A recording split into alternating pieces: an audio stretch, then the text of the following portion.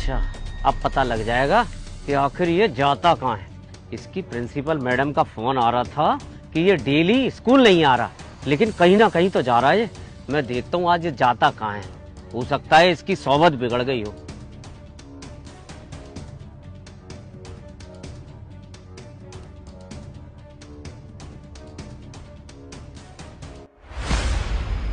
School वाला बच्चा अभी तक आया ही नहीं। हाँ यार, भैया मैं आ गया।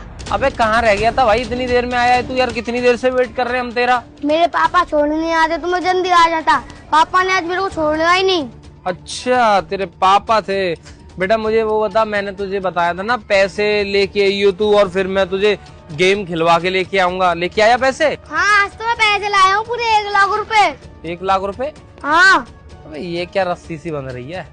हाँ मैं भी यही फेंक इसे, फेंक। क्या पता नहीं क्या बेकार है। কোরআন শরীফটা একটা শেয়ার করে দেখো, একটু হলে মনের ভিতর শান্তি আসবে ইনশাআল্লাহ।